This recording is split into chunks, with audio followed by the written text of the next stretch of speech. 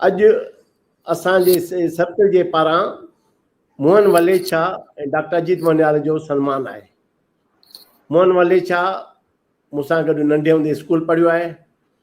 60 सालनि जी असांजी दोस्ती आहे।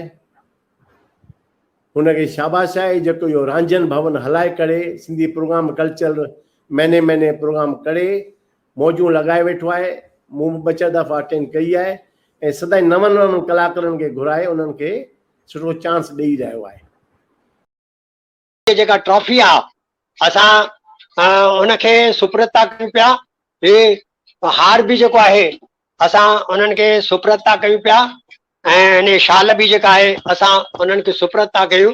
मां उन्हनि जे लाइ 2 अखर इहे चवंदुसि त उहो असांजो चंदुर मंगनाणी, डॉक्टर राम जवराणी, सुंदर डंगवाणी, सुरेश लाला ऐं हरी जोताणी, असां 5 ई ॼणा साॻे साल जा क्लासमेट आहियूं। पर असांजे दादा मोहनदास हिकिड़ी नंढड़ी लेथ मशीन सां कम खे चालू कयो। अॼु हू मल्टीनेशनल कंपनीअ जो मालिक आहे। सुजुकी, टीवीएस ऐं वॾी वॾी कंपनियूं खे जेको आहे मोटर पार्ट्स जेके आहिनि जे इंजेक्शन मोल्डिंग जा उहे सप्लाई थो करे पियो। उन खां पोइ बि हुन में का वॾाई कान्हे।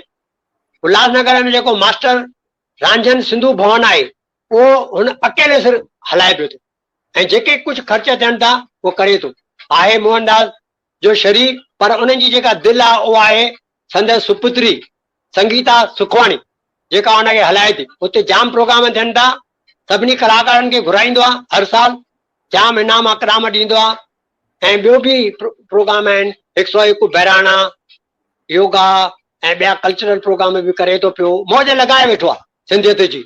ऐं रांझन जूं काफ़ी कैसेट छपायूं अथई, किताब छपाया अथई ऐं उन्हनि जी डॉक्यूमेंट्री कढी अथई ऐं सिंधियत जी जाम 50 सालनि खां सीता सिंधु भवन में, कॾहिं सीनियर सिटीज़न में, अलाए घणनि सालनि खां ॿियो कलाकारनि खे पैसा ॾींदो रहंदो आहे ऐं कमु कंदो रहंदो आहे। त हैड्स अप टू हिम।